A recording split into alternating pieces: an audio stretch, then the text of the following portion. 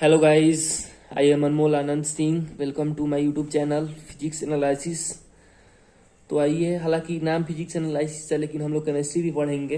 तो मैंने पिछले बार आप लोग को बता रखा था एक फार्मूला, क्योंकि इजी कैलकुलेशन के लिए जो हम लोग इजी यूज करते हैं, इसी के कारण हम लोगों ने एक फार्मूला देखा था पिछले वीडियो में। आप जाके मेरा देख सकते हैं। टाइम ना बर्बाद करते हुए आगे बढ़ेंगे। मान लीजिए कि हम लोग को, जैसे एग्जाम्पल एक और ले लेते हैं हम लोग।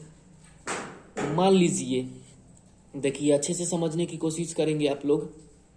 जैसे मान लीजिए कि हमें निकालना है एल्युमिनियम का, तो हम लोग जानते हैं कि इसका एटॉमिक मास जो होता है वह 27 होता है।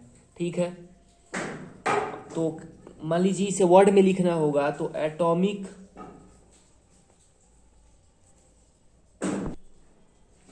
तो आप लोग समझने की कोशिश करेंगे। देखिए, एल्युमिनियम का जो एटॉमिक मास होता है 27 होता है। तो हम लोग इसे वर्ड में लिखना चाहें तो एटॉमिक मास ऑफ एल्युमिनियम बराबर 27 AMU।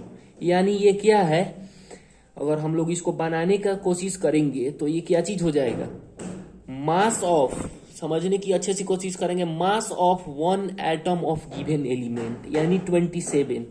और 1/12 हमारा पहले से है। ठीक है, अब देखिए मास ऑफ वन एटम यानी mass of one atom of carbon कितना हो जाता है, C12। 12 होता है ना मास, एक कार्बन का, एक एटम का कार्बन का मास जो होता है वह 12 होता है। तो 12 से मल्टीप्लाई करेंगे, कट जाएगा हमारा 27। आंसर हो जाएगा हम लोग का। ठीक है, तो हम लोग क्या लिखेंगे इसको, it means the mass of one atom of aluminium is 27 times more than the 1/12 mass of one atom of carbon 12।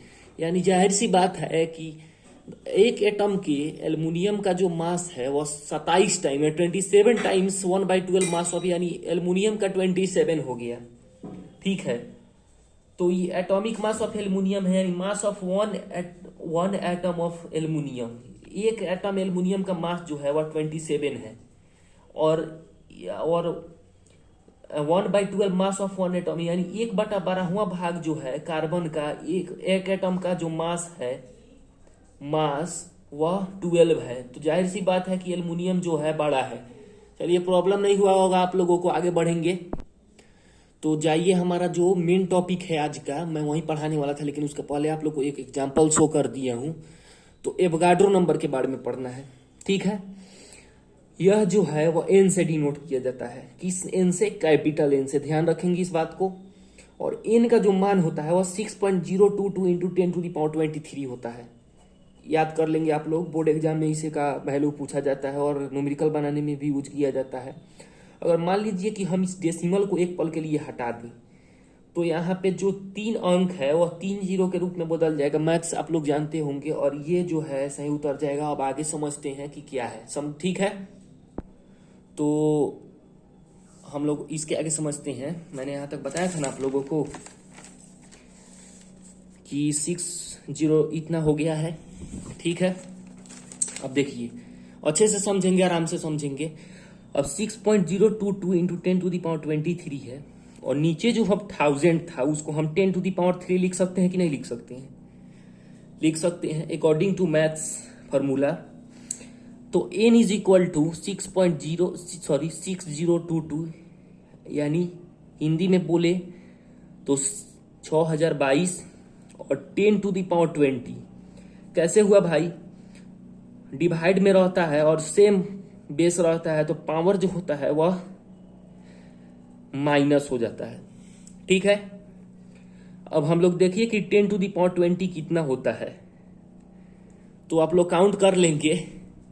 मैं देखना चाह रहा हूं कि किसका काउंट कितना सही है। वैसे मैंने यहाँ पे लिख रखा है कि आप लोग को काउंटिंग आता है कि नहीं। जैसे 20 जीरो है, यानी हम लोग इसे शॉर्ट फॉर्म में कहें तो 6022 महासंख्य नंबर हुआ, यानी काफी बड़ा संख्या हुआ। इसको काउंट करना इतना आसान नहीं है।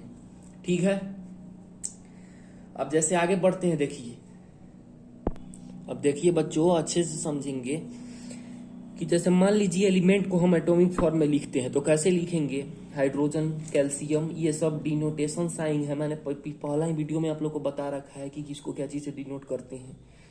तो ये हमारा हो जाएगा। ठीक है, सल्फर हो जाएगा, सोडियम हो जाएगा। तो देखिए मान लीजिए एक कंटेनर ले लिए जिसमें हम लोग कैल्शियम के एटम को भर के रखे हैं, इसमें पूरा फुलफिल है कैल्शियम का एटम, ठीक है। अब मान लीजिए हम इसमें से कोई भी एक छोटा सा इसका कण उठाते हैं, ठीक है। इसमें से कोई भी एक पार्ट उठा लिए हैं, इतना सारा भरा हुआ है, तो उसमें से जो एक एटम ऑफ कैल्शियम है उसका जो मास होगा वह 40 AMU होगा, यानी एटॉमिक मास यूनिट होगा। एक एटम, कोई भी एक एटम का जो मास होगा कैल्शियम का वह 40 AMU होगा, ठीक है। और देखिए दूसरा यहीं पे है कि इतना सारा जो भरा हुआ है इसमें कैल्शियम कंटेनर में यानी बर्तन में, तो इसमें मास ऑफ 6.022 यानी एवोगाड्रो नंबर के बराबर जो एक एटम ऑफ कैल्शियम है इसका जो मास होगा वह 40 ग्राम होगा। यानी इतना सारा जो भरा हुआ है इसमें जो ये अणु है, जितना अणु दिख रहा है आप लोगों को, इसमें से अगर हम लोग रैंडमली किसी को भी सिलेक्ट करें तो mass of 1 atom of calcium 40 MU हो जाएगा। और 6 यानी एवोगाड्रो नंबर में हम अगर इसको कलेक्ट करें mass of atom of calcium को तो 40 ग्राम हो जाएगा। यही अंतर है MU और ग्राम में। देखिए कितना बड़ा फर्क है कि यह महासंख्या के बराबर है, यानी इसका काउंटिंग हो ही नहीं सकता है। ये बहुत बड़ा यूनिट है और ये बहुत छोटा यूनिट है। मैंने पहले भी बता रखा है आप लोगों को कि दोनों में बहुत बड़ा फर्क है, यानी ये एवोगाड्रो नंबर के बराबर इसका है, ठीक है, 40 ग्राम। और इसका एक एटम, इस कंटेनर का एक एटम का जो है मास है 40 MU, और इस कंटेनर में जितने भी कैल्शियम भरे हुए हैं जो एवोगाड्रो नंबर के बराबर इसमें अणु है, उसका जो कैल्शियम का जो मास है वह 40 ग्राम है। आशा करता हूं कि समझ में आया होगा। तो देखिए बच्चों, जैसे मान लीजिए हम लोग को आपको शो करना होगा कैल्शियम को, कि कैसे इसको शो करेंगे। ये जो हम लोग फिगर बना लिए हैं उसको शो करने के लिए, तो एटॉमिक मास ऑफ कैल्शियम जो है वह 40 AMU है, ठीक है। Mass of 1 atom of calcium मैंने अभी बताया है कि 40 AMU है, यानी एटॉमिक मास यूनिट। और मास ऑफ इतना यानी एवोगाड्रो नंबर N के बराबर जो कैल्शियम का एटम का मास है वह 40 ग्राम है। अब आप लोग समझ गए होंगे कि मैं जो मॉलिक्यूलर मास निकालते समय क्यों नहीं लिखता था ग्राम, क्योंकि वह बहुत बड़ा यूनिट हो गया, एक एवोगाड्रो नंबर के बराबर का यूनिट हो गया। और ये जो यूनिट है वह महासंख्या के बराबर होता है। तो इसलिए हम वो जब उस जगह पर AMU लिखेंगे, जब एवोगाड्रो नंबर की चर्चा होगी तो हम उस जगह पे कभी भी ग्राम के अलावा AMU नहीं लिखेंगे, गलती हो जाएगा। आप लोग इस बात का ध्यान रखेंगे। Thank you.